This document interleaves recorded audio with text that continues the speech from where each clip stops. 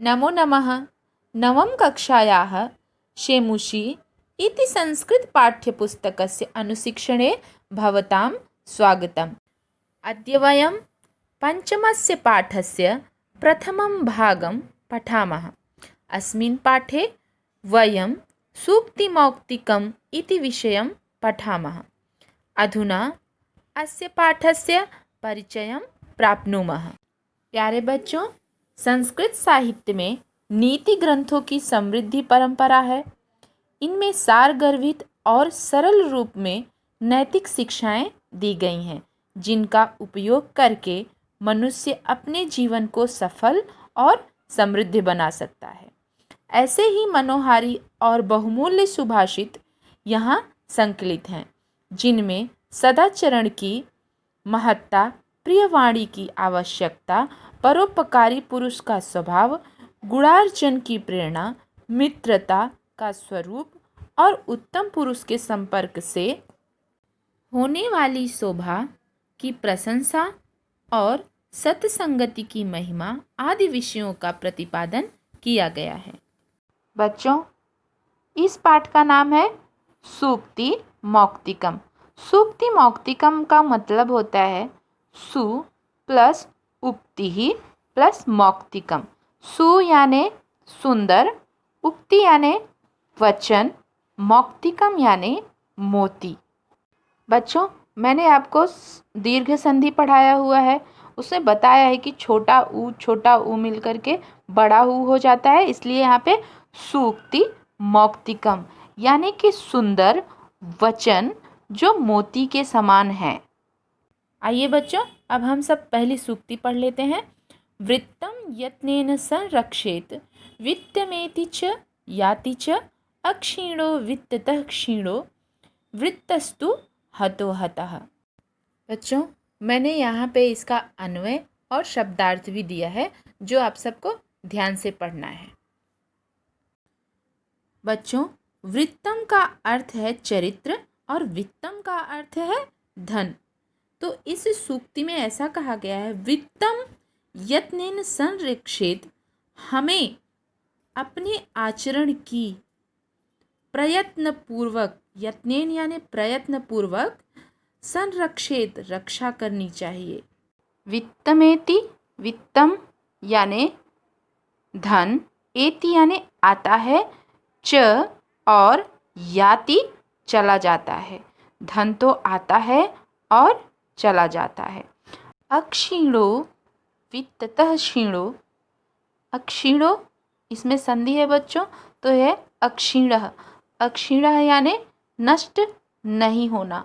वित्ततः क्षीणो, धन के नष्ट होने से मनुष्य का कुछ भी नहीं नष्ट होता।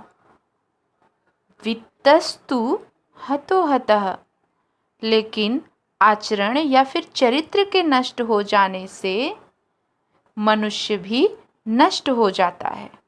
अर्थात बच्चों, अपने आचरण, अपने व्यवहार, अपने चरित्र की प्रयत्नपूर्वक रक्षा करनी चाहिए, क्योंकि धन तो आता है और चला जाता है। धन तो नश्वर है। धन के नष्ट हो जाने पर मनुष्य का कुछ भी नष्ट नहीं होता, परंतु चरित्र या आचरण के नष्ट हो जाने पर मनुष्य भी नष्ट हो जाता है। बच्चों, दूसरी सूक्ति विदुर नीति से ली गई है। श्रूयताम धर्म सर्वस्वम श्रुत्वा चैव अवधार्यताम आत्मनः प्रतिकूलानि परेषां न समाचरेत। बच्चों, इसका अन्वय है, धर्म सर्वस्वम श्रूयताम श्रुत्वा च एव अवधार्यताम आत्मनः प्रतिकूलानि परेषां न समाचरेत। शब्दार्थ भी दिया हुआ है, शब्दार्थ आप सबको अच्छे से पढ़ना है। श्रूयताम सुनो, धर्म सर्वस्वम यानी धर्म के वचन को, धर्म के तत्व को, श्रुत्वा सुनकर, च और एव ही अवधार्यताम यानी धारण करो या फिर ग्रहण करो, पालन करो। धर्म के तत्व को या फिर धर्म के वचन को सुनो, श्रूयताम सुनो, श्रुत्वा सुन करके उनका पालन करो या फिर उसको ग्रहण करो।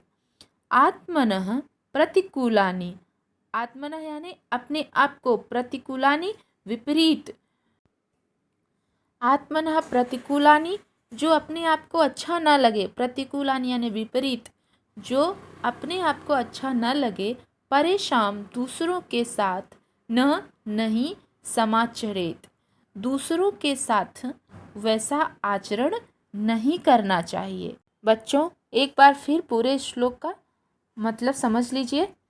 धर्म के तत्व को सुनो और सुनकर उसको ग्रहण करो। अपने से प्रतिकूल व्यवहार का आचरण दूसरों के प्रति कभी नहीं करना चाहिए, अर्थात जो व्यवहार आपको अपने लिए पसंद नहीं है वैसा आचरण दूसरों के साथ नहीं करना चाहिए।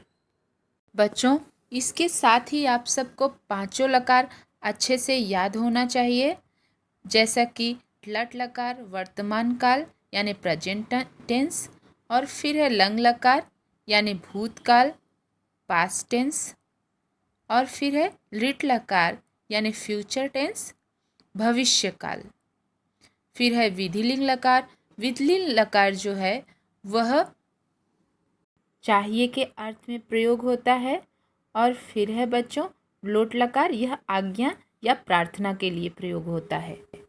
बच्चों ये सारे लकार आपको गूगल पर या फिर आपके पाठ्य पुस्तक में आसानी से मिल जाएंगे। आप सबको इनको अच्छे से याद करना है और लिखना है। आज के लिए बस इतना ही। धन्यवाद।